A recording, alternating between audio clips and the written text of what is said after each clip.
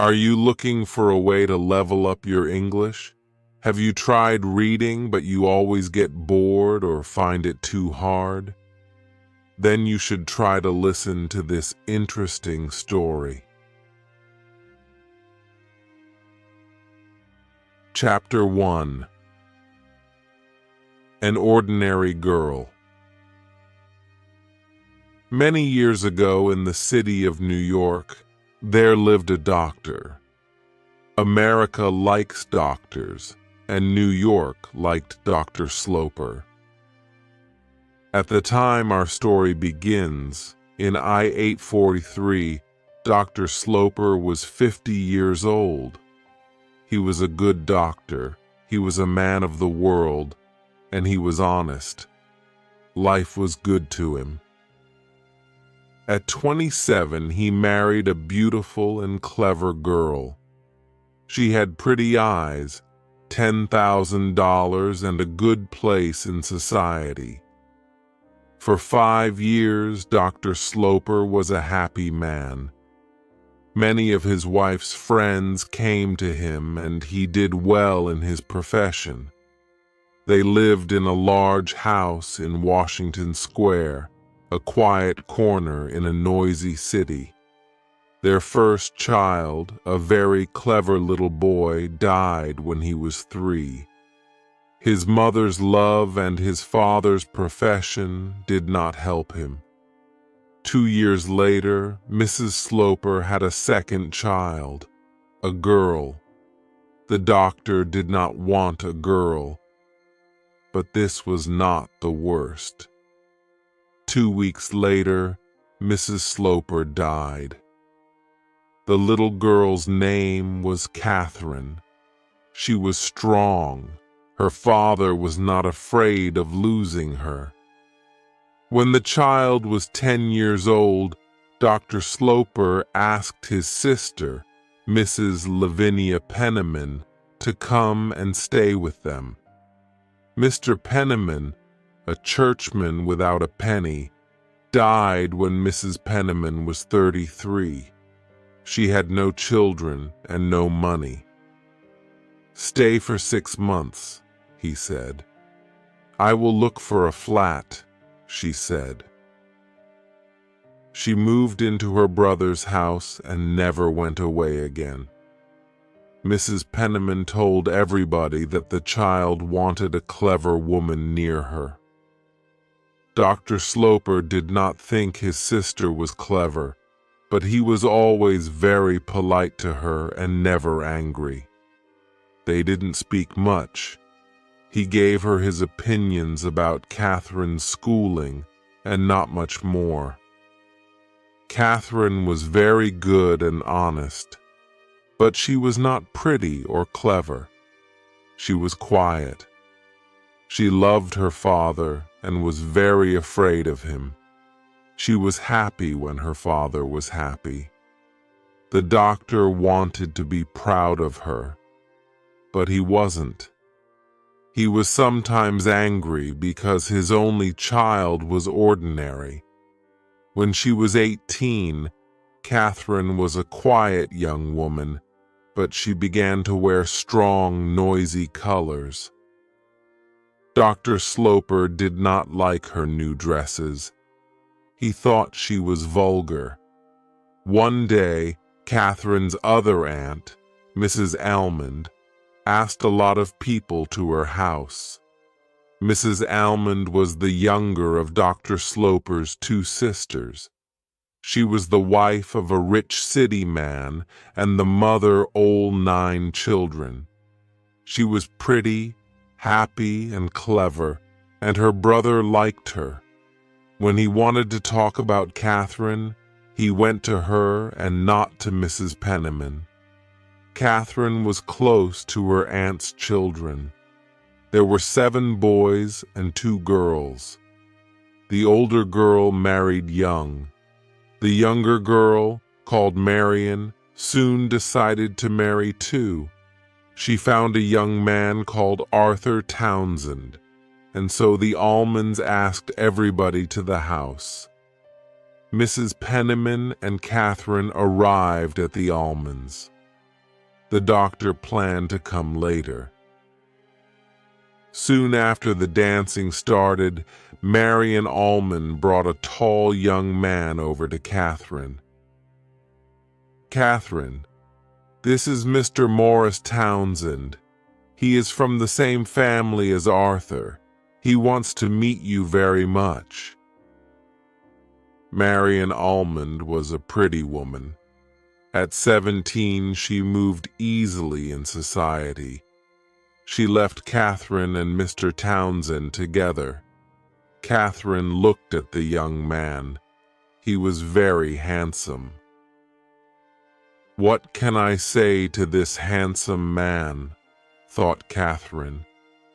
But Mr. Townsend began to talk to her with an easy smile. "Catherine, this is Morris Townsend," said Marion. "He wants to meet you very much." What a nice evening. What a beautiful house. What an interesting family. What a pretty girl Marion is. He looked into Catherine's eyes. She said nothing. He talked, and she listened and looked at him. The dancing began again. He asked her to dance, and she gave him her arm. After the dance, her face was red and she was hot. "We'll sit and talk," said Mr. Townsend. But he talked, and Catherine listened. Catherine sat back.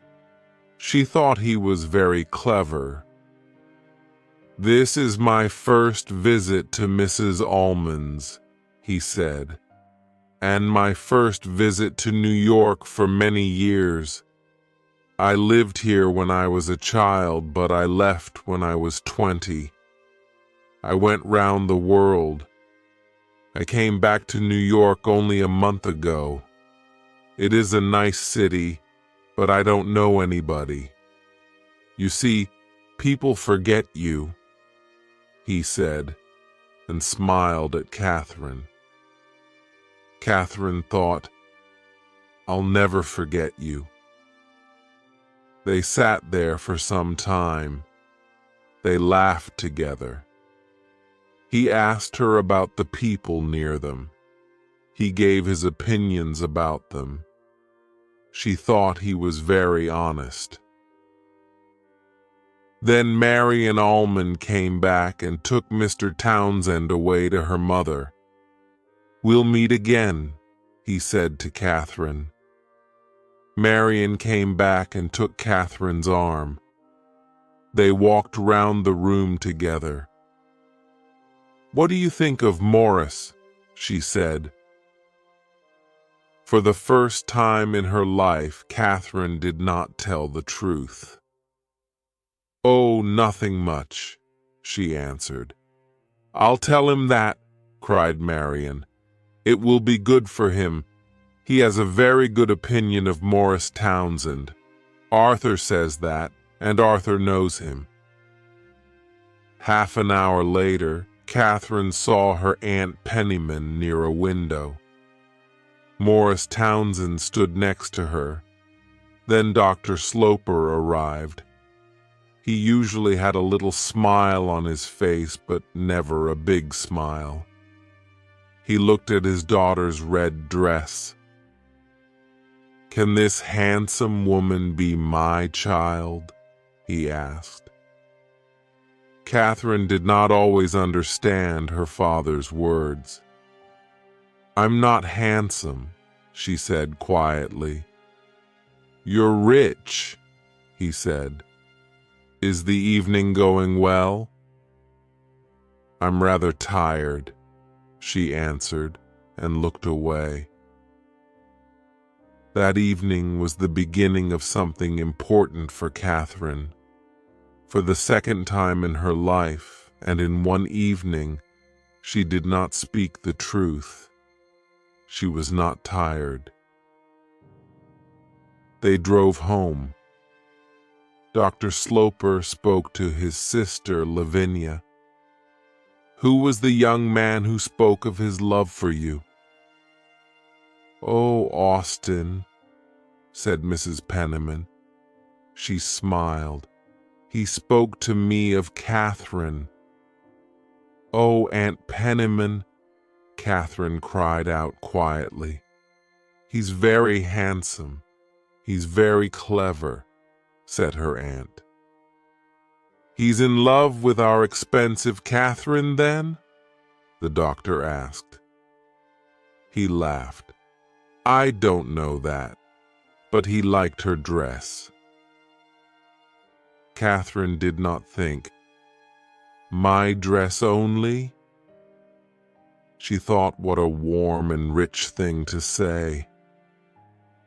"You see," said her father, "he thinks she has $80,000. In my opinion, he doesn't think of that. He's not a vulgar man," said Mrs. Penniman. The time is here, the doctor thought. Lavinia is going to get a lover for Catherine. I'm sorry for the girl. Chapter 2. A Man with No Profession. 3 or 4 days later, Morris Townsend, together with Arthur Townsend, visited Washington Square. "Arthur is going to marry my sister's daughter, Marion, so the polite thing is for Arthur to visit me," Aunt Penniman said to Catherine before they came. And here they were. Arthur sat with Catherine. Morris sat with Mrs. Penniman. Catherine tried to listen to Morris and her aunt. Morris often looked over at Catherine and smiled. Then Arthur began to talk about Morris, so Catherine began to listen to him. "Morris asked me to bring him. He wanted to come very much. He loves going out into society." "We're very happy to see him," said Catherine. "Most people like him. He's very interesting, but some people call him too clever. Now he's back in New York. Will he stay here?" "Ah," said Arthur. "He wants to find a job." "What?" "He has no profession," said Catherine. "No, he's looking round, but he can't find anything." "I'm very sorry," said Catherine. "Oh, he takes life easy," said Arthur. "The job must be right for him." "Will his father take him into his office?" she asked. "His father is dead. He only has a sister." He looked at Morris and began to laugh. "We're talking about you." Morris stood up. "I cannot say the same about you, Arthur," he said. "But I can about Miss Sloper." Catherine's face went red. She thought he spoke very well. "I came to talk to you, Miss Sloper," he said. "So now I must come another time." The 2 young men left. "He's very interested in you, Catherine." Did he say that? Not in those words, but he wanted me to think it. I understand young men. But he doesn't know me. Oh yes, he knows you. I told him all about you. Oh, Aunt Penniman, we don't know him or his family. Catherine, you know very well that you like him. Catherine did not think this was a thing to talk about, and she did not think that Aunt Penniman spoke the truth. Half an hour later, Dr. Sloper came home. Mrs. Penniman told him of Morris Townsend's visit. "Oh, "And did he ask you to marry him, Catherine?" he asked. "Oh, Father," said Catherine quietly. She turned and looked at the dark sky through the window. "He will ask you first, Austin," said Lavinia, and smiled. "The next time he comes, call me," the doctor said. But the next time Mr. Townsend came, the doctor was out again. Mrs. Penniman left the two young people together. The visit was quite long. He sat there, in the biggest chair by the fire, for more than an hour. He looked round the room carefully, at all the things in it. He looked at Catherine carefully. There was a smile in his handsome eyes. His talk was light and easy. He asked Catherine many questions. Did she like this? Did she like that? "Tell me about you," he said. "Give me a picture. I can carry it in my head." She said she didn't have much to tell. She didn't go out very often. She didn't like reading much. Morris said he liked singing. "I'll sing to you, but not today. Perhaps next time." He did not say, politely, "I will sing and you can play for me." He thought of this after he was in the street. But Catherine thought only about his words, "next time." They had a warm sound. As soon as the doctor came home, she told him about Morris Townsend's second visit. "And did he ask you to marry him today?" the doctor asked. She was afraid of this question. "Perhaps he'll do it next time," she said, and she gave a little laugh. She ran out of the room. The doctor stood and thought. Perhaps his daughter wanted to marry Morris Townsend. He decided to learn about this young man who came in and out of his house when he liked. He went to see Mrs. Almond. Morris looked round the room carefully at all the things in it. "Lavinia is very excited, but I know very little about him," said Mrs. Almond. "And our young man is from Arthur's family." "Yes, but not close family. The name is the same, but I understand there are Townsends and there are Townsends. Arthur is from the best line of that family. Lavinia's young man is not. I know his sister. She is very nice. Her name is Mrs. Montgomery. Her husband is dead.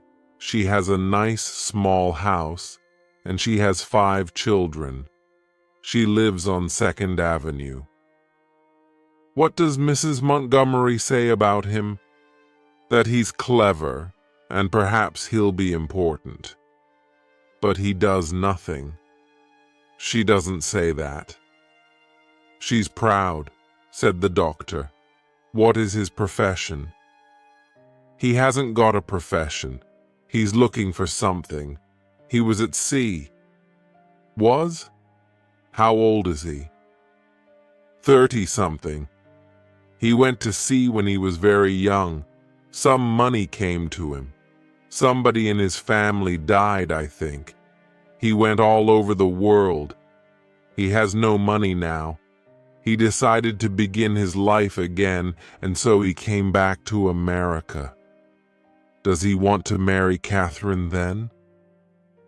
Don't forget that after you die, she'll have $30,000. And that's why he thinks she's nice."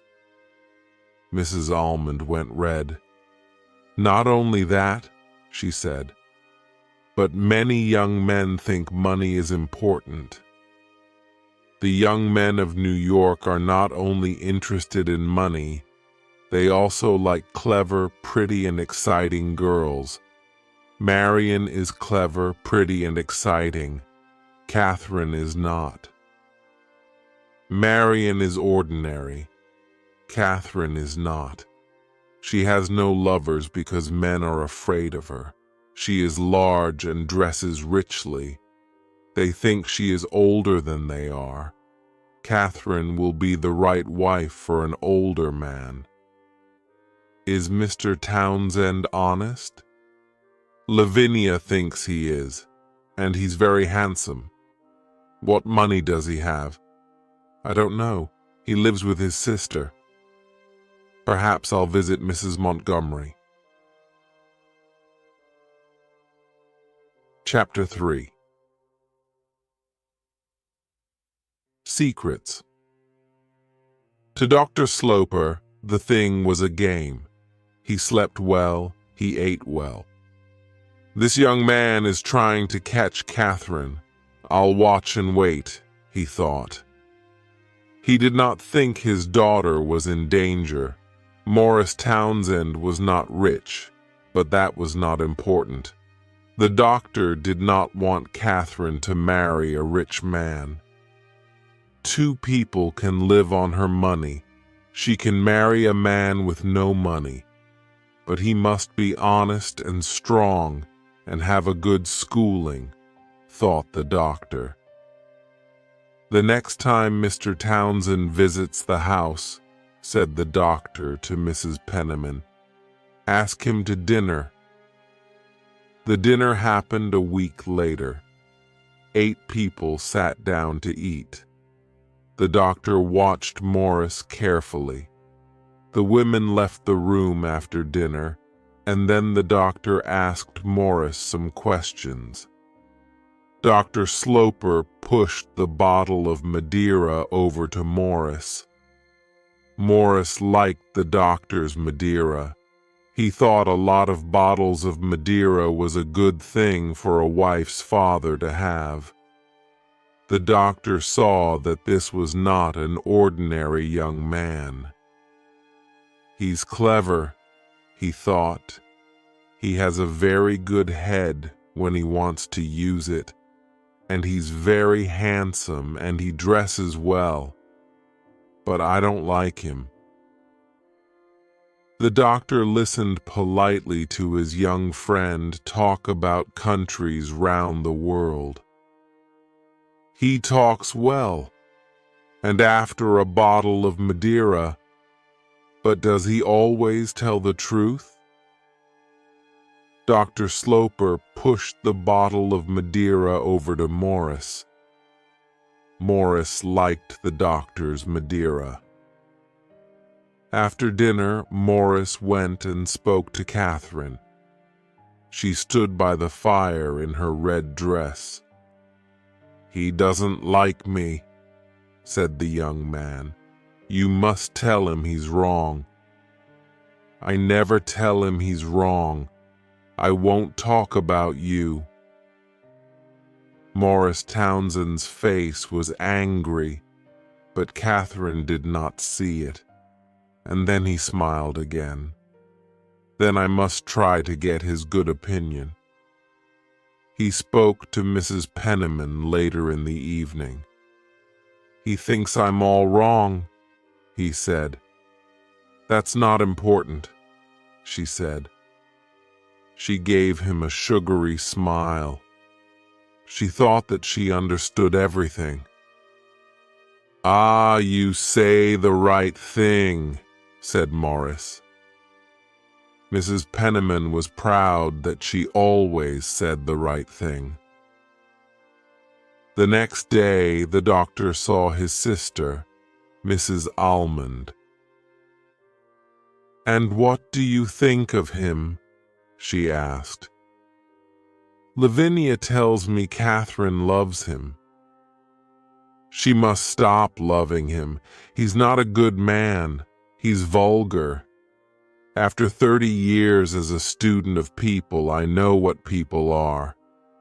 My profession teaches me to understand people in an evening.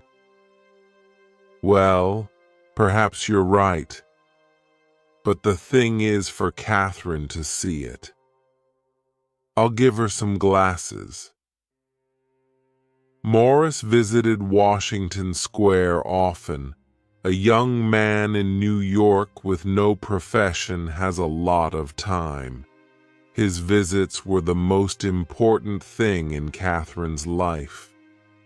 Each time Morris left the house, she thought only of his next visit. Catherine did not tell her father about these visits. He did not ask. He wanted her to decide that Morris was no good. Lavinia loved secrets and did not say anything. "What is happening in this house?" he asked his sister politely a few weeks later. "Happening, Austin?" Mrs. Penniman cried. "Why, nothing." "Lavinia, you're not being honest with me," he said. "Mr. Morris Townsend is coming to my house 4 times every week, and nobody tells me. Does the young man ask you to say nothing, or is it Catherine?" "Catherine doesn't tell me anything," said Mrs. Penniman. "I find Mr. Townsend very interesting, but that's all. He tells me a lot about his life and his bad luck." "Ah, his bad luck. Tell me about it." "It's a long story. In his earlier life, he was bad. He says so, but he paid for it. And now he has no money.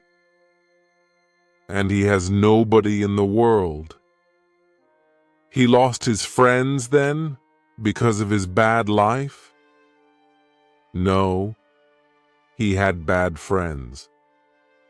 He has good friends too, his sister and her children. The children are young, and the sister is not nice." "Does he say bad things about her to you?" "But he lives with her and does nothing. She pays for him. He's looking for a profession. He looks every day. He's looking for it here. The profession of husband to a weak woman with $30,000. Every Sunday evening, the family at Washington Square went to Mrs. Almond's. The following Sunday, Morris Townsend was also at Mrs. Almond's.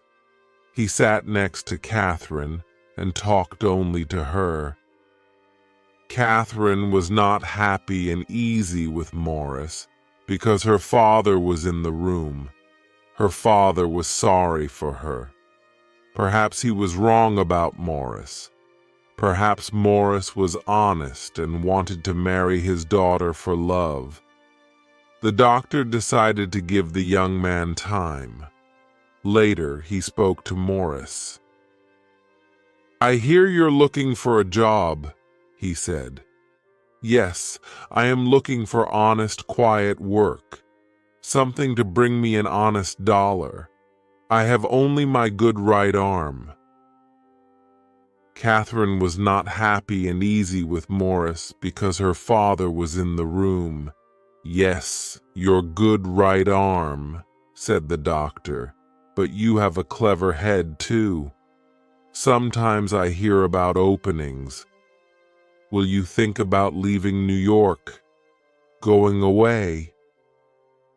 "No, I'm afraid not. I must make my life here. My sister is here, and I am everything to her. Her husband is dead, and I must help with her 5 children. I give them lessons." "That's good. But it's not a profession. It won't bring me a lot of money." "Money is not the most important thing," said the doctor. Later that evening, Morris spoke to Catherine again. Can we meet tomorrow? I have something to say to you. Not in your house, Mill the Square. I cannot come into your house again. Your father laughed at me because I have no money. Laughed at you? Oh no, you mistake him. Lie's a good man. You must not be too proud, she said.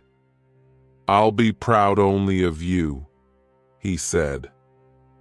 Catherine went quite red. Now you're laughing at me, she said. You know I'm not pretty or clever. Morris made a sound. It was difficult to understand. Catherine understood from it that he loved her.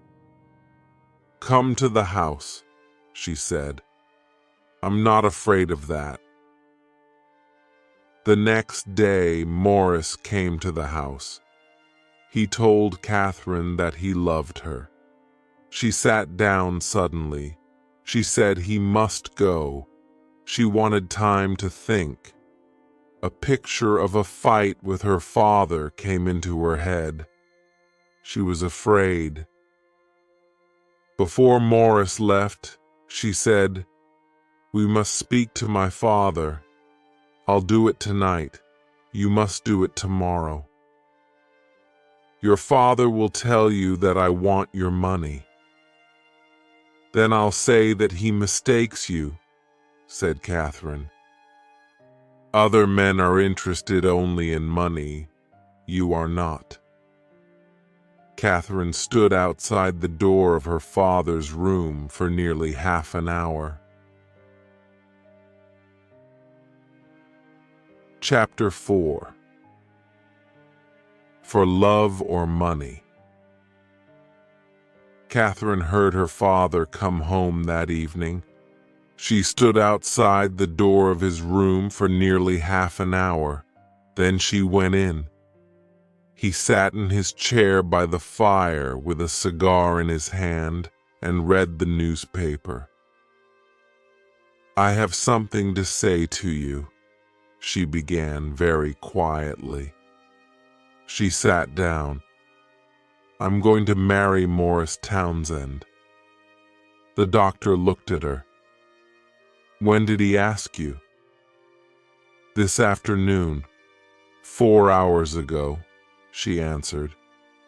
Usually the man asks the girl's father. Is he afraid to ask me? You're moving very fast. He says he loves me, and I like him very much. But you met only a few weeks ago. I liked him from the beginning. I know that you're not a little girl now, but a woman. But I don't like Morris Townsend. I'm sorry that you didn't ask me first. I was too easy with you. I was afraid of your opinion. But Father, you don't know him," she said. "You don't know him. He only shows you half the man. You think he wants my money. Why do I think he's the wrong man? I'll tell you." And he smoked his cigar for a minute. "I think that your money is more important to him than is right. Perhaps a clever young man will fall in love with you and not be interested in your dollars. You're an honest, loving girl. But what do we know about this clever young man? We know that he lost his money because he lived a bad life. Now, he's looking for more money to lose, and he has his eye on your money. That's not the only thing we know about him, Father. He wants to do something very much. He's honest and he's good, and he lost very little money. Then he was not careful with it," said the doctor. He got up with a laugh. Catherine stood up. He put his arm round her. "I'm sorry for you. I'll see Mr. Townsend tomorrow." "Yes, Dr. Sloper," said Morris the next afternoon. "We arrived quickly at an understanding. But then I was interested in Miss Sloper the first time I saw her." "Were you interested in her before you saw her?" "I knew she was a beautiful girl. I'm her father and I love her very much. I'm her father, and I know that she is not a beautiful girl. I told Catherine yesterday that I do not like your plans." "I'm very sorry," answered Morris. He looked at the floor. "I don't want my daughter to marry a man with no money and no profession. My daughter is a weak young woman and will be quite rich when I die. I'm not interested in her money. You have my word. I want more than your word. What can I do to get your good opinion?" "Nothing. I do not want to give you my good opinion. But I love Catherine. I'm going to work hard. My old life is behind me. Without me, she won't be happy. I want you to break with her now," said the doctor. "For 6 months, she will perhaps not like me. I can wait. She'll see that a life with you can never be happy." "Ah, sir, you are not polite," Morris cried angrily. "You push me too hard, Mr. Townsend," the doctor answered. "Perhaps Catherine will not want to break our understanding. She won't forget me easily. I have nothing more to say." Morris left the room. "But I love Catherine. I'm going to work hard. My old life is behind me. Without me, she won't be happy." Dr. Sloper decided to visit Morris Townsend's sister, Mrs. Montgomery. She lived in a pretty little red house with a pretty garden. She was a small woman with blue eyes and an honest face. At the moment, her face was a little red. She did not usually have visits from important society people. Dr. Sloper began. "Your brother wants to marry my daughter. I want to learn about him. Tell me about your brother." "I find talking about my brother difficult," she said. "With a husband I don't like. Catherine will get nothing from me when I die. She has 10,000 from her mother and nothing more." "Does Morris know this?" she asked. "I'll be happy to tell him." "You say you don't like Morris. Why?" "He's a good man to talk to at a dinner, but I don't want him to be my daughter's husband. I think he's more interested in Morris Townsend than in Catherine Sloper. Tell me I'm wrong." "No, you are not wrong, but we are all interested in our lives, I think," said Mrs. Montgomery. "And he's handsome." "Some young men do as little as they can," said the doctor. "They live on the love of other people, and 99 times out of 100 those other people are women. You, my sister, Lavinia, and Catherine are all working to make an easy life for Morris." Mrs. Montgomery's eyes were suddenly wet. She moved her head proudly. "I don't know how you know this," she cried. "Now," said the doctor, "answer this. Do you give your brother money?" She answered yes. "Do you have much money?" She answered no. "Does your brother know this?" she answered yes. I hear that your brother teaches your children. Her eyes were suddenly big and round. Oh, yes, she said quickly. He teaches them Spanish. Now, said the doctor, answer this. Do you give your brother money? She answered yes. The doctor laughed at this answer. Spanish, that will help them. Now I know the answer to my question. Your brother lives on you. Mrs. Montgomery began to cry. I know he's a clever man, but he's not the right man for my Catherine. You must meet her. Then you'll understand me. Yes, she answered. Please bring your daughter to meet me. And then suddenly, he must not marry her. The doctor went happily away with these words in his ears. Chapter 5. Mrs. Penniman's Plan. Catherine did not speak about Morris to her father. After some days, he said to her, I'm lucky to have a good daughter. I'm trying to be good, she answered.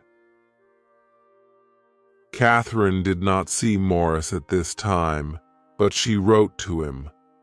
A long letter of 5 pages. Morris thought it was long.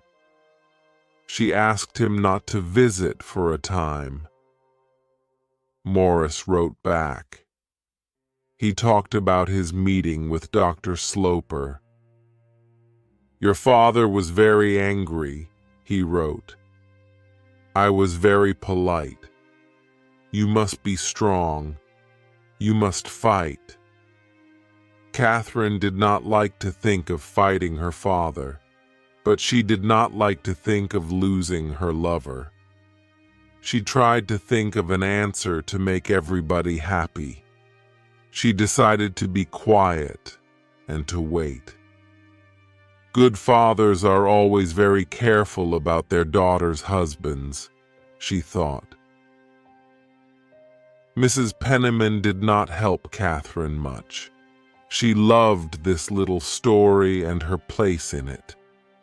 She wanted Catherine to run away with Morris and marry him.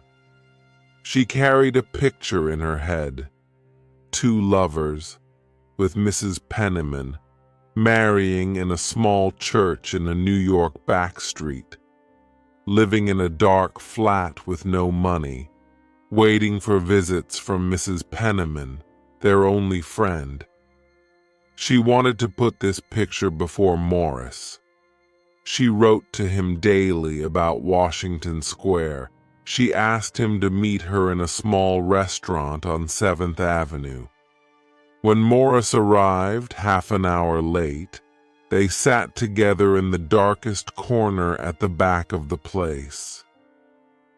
This was the happiest half an hour of Mrs. Penniman's life. Morris was not happy. He listened to her, but he did not like her. He was happy to use her at the beginning, to get a foot in Washington Square. But he did not want her now. She always said the wrong thing. He was cold but polite. Mrs. Penniman told Morris her plan. "Run away with Catherine?" cried Morris. "Yes," said Mrs. Penniman, now afraid for her plan. "Tell Catherine's father about it only after you marry. You can show him that you're not interested in the money, and then you'll get his good opinion. And there's always the 10,000 from her mother. He cannot cut that off." "Oh, don't speak at that," he said. "I'm afraid of coming between Catherine and her money." "Be afraid of nothing. Then everything will go well." Mrs. Penniman paid for her cup of tea, and they went out together into the dark street. Morris walked with Mrs. Penniman back to Washington Square. She went in. He looked up at the house. He thought it was a very nice house. When Mrs. Penniman told Catherine of her meeting with Morris, Catherine was angry for the first time in her life. "I don't think it was right," she said. Mrs. Penniman began to read the evening newspaper. After a long wait, Catherine spoke. Was he sad? He was dark under the eyes, very different from when I first saw him, but very handsome. A long wait again. "Why are you always cold and quiet, Catherine?" "And I don't think it's your place to teach me what's right," Lavinia said. The girl turned quickly. "Does he say that?" "He says you are afraid of your father." "I am afraid of my father." "So will you break with Morris?" Catherine looked at her aunt. "Why do you push me?" "I'm afraid you don't see the importance of what you do. You must not lose this young non." "I don't think that you understand me or know me. Please do not have any more secret meetings with Mr. Townsend. I don't think it's right. And I don't think it's your place to teach me what's right." Lavinia said a short good night and went to bed. Later that evening, Catherine spoke to her father. "Father, I want to see Morris again." "To say goodbye?" asked the doctor. "No, to ask him to wait." He looked at her. "You're a good child." She went to him and he put his arm round her. "I want you to break with him. My opinion of him is the same as when I first met him. You're not happy now, I know. But in 3 months or 3 years, you can be happy again. Marry Morris, and you'll never be happy." "But you can like him," said the sad child. "We can wait. When I die, you can marry," the doctor said quietly. "Don't say that, Father," cried Catherine. "Try to like Morris. He's a good man. I never want to speak to him again. But tell him this. You marry him, and you get nothing from me. You're right to say that. We don't want your money. Say that to him. Listen to his answer and watch him. Watch for an angry face." "He's never angry with me, Father," she said. Her eyes were wet. Her father pushed her out of the room and shut the door. "I think I'll see him, only one more time. Then you're a bad daughter to me." This was too much for Catherine. She cried and cried. She ran to her father, but he turned away. He pushed her out of the room and shut the door. He heard her crying and knew she was behind the door. But he did not move. He was sorry for her, but there was a smile round his eyes. That night Catherine cried for many hours with Aunt Penniman's arm round her. Good, thought Mrs. Penniman. The next morning she came back into Catherine's room.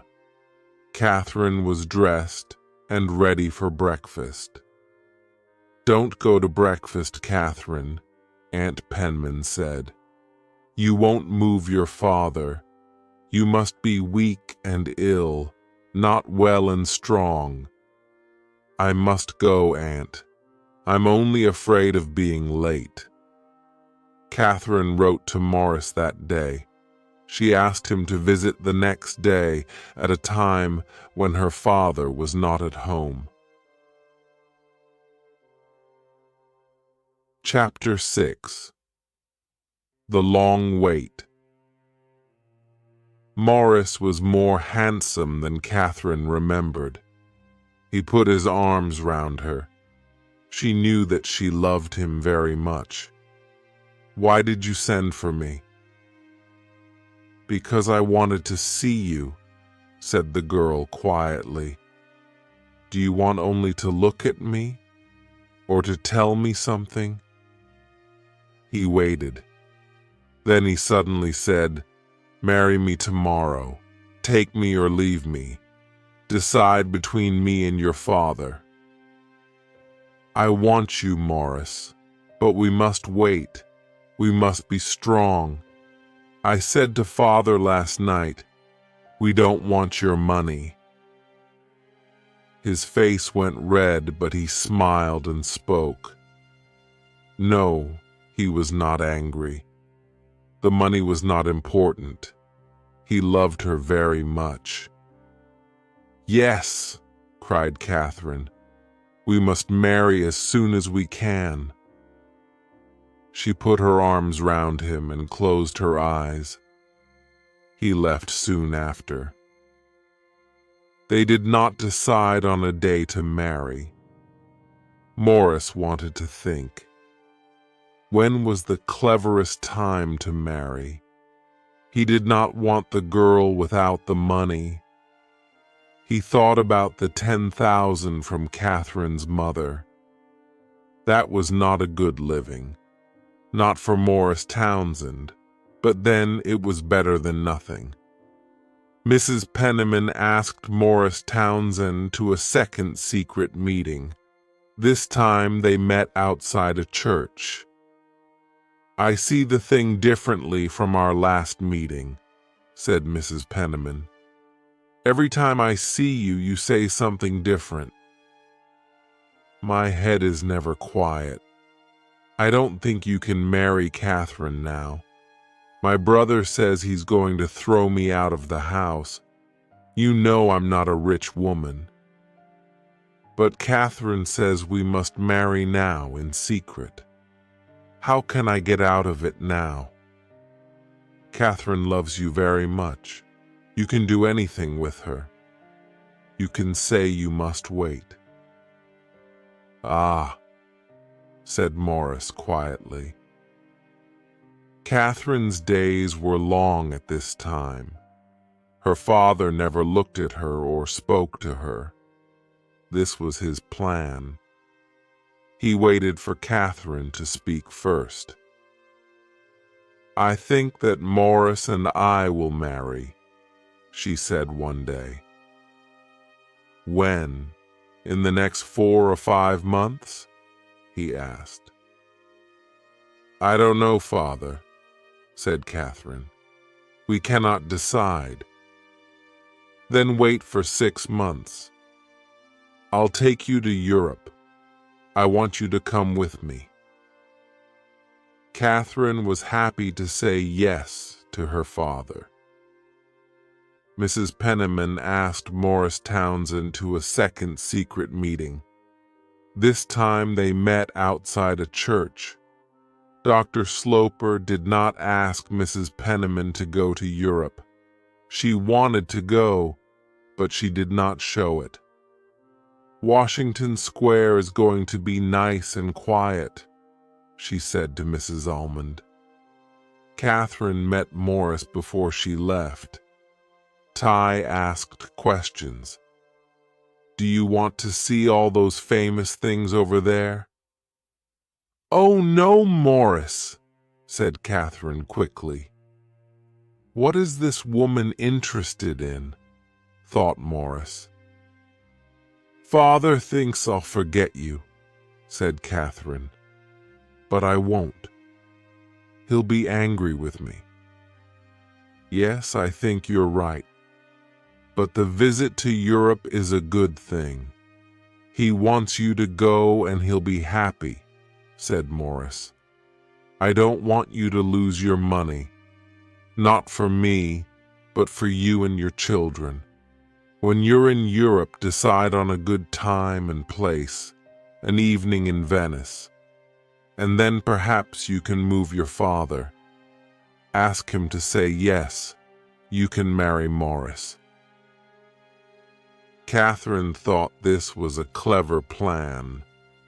Europe was very interesting to Dr. Sloper, so they stayed for 12 months, not 6. Mrs. Penniman lived well in Washington Square, and so did Morris Townsend. Mrs. Penniman liked to ask him to tea. He had his chair, a very easy armchair, by the fire in the back sitting room. He drank the doctor's Madeira and smoked his cigars. In the first 6 months that Dr. Sloper and his daughter were in Europe, they never spoke of Morris Townsend. Catherine followed her father quietly and politely through the mountains of Switzerland and the buildings and pictures of Italy. She gave no opinion about any of these places or things, and her father did not ask for it. She was not a thinking woman. One day, father and daughter were in a quiet place in the Alps. The driver took their bags on, and they walked together a little. Cold red light washed over the sky. Next to the mountains, the two people were very small, but they were not afraid. They walked on in the dying light. Dr. Sloper came close to his daughter and stopped. He suddenly asked her, "Are you going to break with him?" "No, father," Catherine answered. "Does he write to you?" "Yes, I get 2 letters every month." The doctor looked at the mountains above them. "I'm very angry," he said, "and I must tell you that I can be a very hard man." For the next week, they did not say a word. And for the next 6 months, they did not speak about Morris. But on their last night in Europe, before their ship left Liverpool for New York, he spoke again. "Are you going to marry him as soon as you arrive in New York?" "I cannot tell before we arrive," Catherine answered. "Please tell me before you marry. When a man is going to lose his only child, he likes to know before." Chapter 7. A difficult time. "I saw Morris often when you were away," said Catherine's aunt. "I know from his letters that you were very nice to him. I won't forget that, Aunt. He liked to come and talk. I gave him tea, that was all. Your Aunt Almond thought it was too much. He liked to sit in your father's room," she said, and smiled. Catherine was quiet for a minute. They talked for some time as lovers. Catherine questioned him closely about his job, and he asked about Europe and her father's opinion. "I'm sorry that he went into father's room," she said. Then she asked, "Does he have a job?" "Yes. Only a week ago he found a job. He's working with a friend buying and selling something. He asked me to tell you as soon as you arrived." "Oh, that's good to hear," said Catherine, very happy. "You see, Morris was right to wait for the right job. What can your father say now? Father's opinion is the same as before, only stronger. But his opinion isn't important to me anymore, she said. You're much stronger now, said Mrs. Penniman. What about your father's money? I'm not interested in my father's money. Morris doesn't think it's important. Perhaps he thinks it's a little important, said Aunt Lavinia after a minute. I have money from my mother, and now Morris has a job. He and I have everything. I'm never going to ask my father for anything. I am home, and I want to marry. Morris came to Washington Square the next day. I'm very happy to see you again, he said with a smile. They talked for some time as lovers. Catherine questioned him closely about his job, and he asked about Europe and her father's opinion. He often got up and walked round the room and came back and smiled again. Morris smiled all the time. I must try to move him, he said. I'm a proud man. I want to show him that he's wrong. Morris, we must ask for nothing. I know now that he doesn't like me much. It's because of my mother. She was very beautiful and I'm not. He's always thinking of her. Aunt Penniman told me that. Morris was angry. What a difficult family. You must be nice to me, Morris. You must always like me. Morris said, I will. It was not difficult to say. The doctor spoke to Mrs. Almond. I know of his visits to my house. I can see where he sat in the chair by the fire. His plan is to take anything, said Mrs. Almond. He lived on Lavinia for a year. Mrs. Penniman wrote to Morris.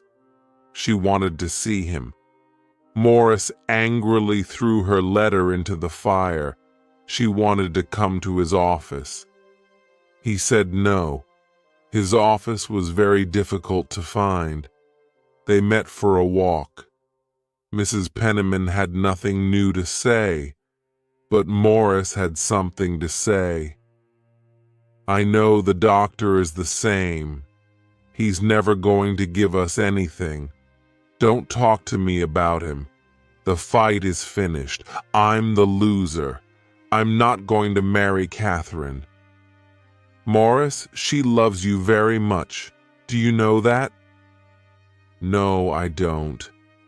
I don't want to know. You must be a good friend to her. The doctor can help you. The doctor! He'll say, I told you. He was no good. Morris went very red. You can tell her that I don't want to come between her and her father, and I don't want her to lose her money because of me. You're very clever with words, said Mrs. Penniman. I must do something very clever with my life next, he said. This is not clever at all. Morris came to see Catherine. He said suddenly, I'm going away to New Orleans. I'm going to buy some coffee. Take me with you, said Catherine. No, it's a dirty and dangerous place. People get ill there. Then you must not go. When people are going to marry, buying coffee is not important. Think about me, not coffee. We must not wait too long. She spoke strongly, her hands on Morris's arm. Was this the time to break with Catherine? "I don't like this noisy Catherine. I like you when you're quiet," said Morris. "But I don't ask much of you. When are you coming again?" "Saturday," he answered and smiled. "Come tomorrow. I'm very quiet now. Please, tomorrow." "I said Saturday," he said, but did not smile this time. "Tomorrow, I'll be in the office." She looked at his hard, cold eyes. "Morris," she said quietly, "you're going to leave me." "Yes. I'll write to you." "That's better." "Morris, I gave up everything for you," she cried. "You can have it all back." "Morris, why are you doing this now? What is different?" "Wait for my letter." "Ah, you're not coming back." He got away from her and closed the door behind him. Chapter 8. After the dance. Catherine cried all day and sat up all night. She waited for Morris to come to the house. He did not come. He did not come the next day. He did not write. Catherine wrote a short letter to him. "Morris, I'm sorry and I don't understand. You're killing me." No answer. The doctor watched all this happening. After a few days, he spoke to his sister, Lavinia. "The story is finished," he said. "I'm very happy to be in the right." He put his hands together, jumped up and laughed. "Ha! I knew it." One Sunday afternoon, Catherine came back from a walk. Her face was red and her eyes were wet. One Sunday afternoon, Catherine came back from a walk. Her face was red and her eyes were wet. Mrs. Penniman questioned her closely and learned that her walk was to Mrs. Montgomery's house on 2nd Avenue. There she heard that Morris left New York some days before. 2 days later, a letter arrived from Philadelphia. The writer did not want to come between Catherine and her father or her father's money.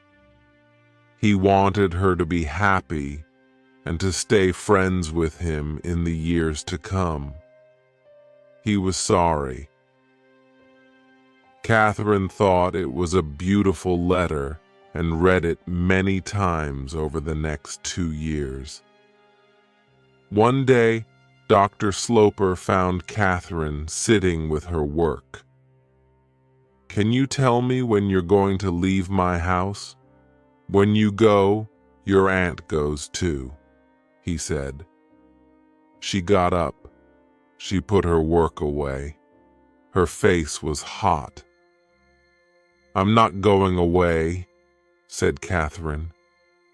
"Did he break with you?" said the doctor. "I asked him to leave New York. He's not coming back for a long time," she said. "Oh," he said, "you're not a nice girl, Catherine, to play with him for more than a year and then forget hint." Catherine learned a hard lesson. She never spoke of the pain inside her in the weeks and months following the break with Morris. Her father never learned the truth. Catherine had her little dance, he said to Mrs. Almond, and now she's sitting down. At different times in the following years, 4 men asked Catherine to marry them. She said no to them all. She worked hard for churches and hospitals. She went out in society and everybody liked her. 20 years later, Morris Townsend, now fat and with very little hair, arrived at Washington Square. Dr. Sloper died when he was 70. Some of his money went to Catherine and her aunts, but most of it went to hospitals across the United States. 20 years later, Morris Townsend, now fat and with very little hair, arrived at Washington Square. Catherine did not ask him to sit down. This was not her Morris, her lover of years ago. "Can we be friends again?" he asked, and came closer to her. "Catherine, I think of you always. Please don't say these things," she answered. "We can forget the past now. We can do anything." "I cannot forget the past. Please do not come again," she said. Morris looked round the room at all the things. "Goodbye then. I'm sorry." Outside the room, an excited Mrs. Pennernan waited. "Ha! That was a good plan, Mrs. Pennernan," said Morris, and pulled his hat hard on his head. "She's not interested in me, but she never married. Why?" "Good question," said Mrs. Pennernan. "But you must come back. You must try again. Come back. Never." And he walked out of the house. Catherine took up her work and sat down for life.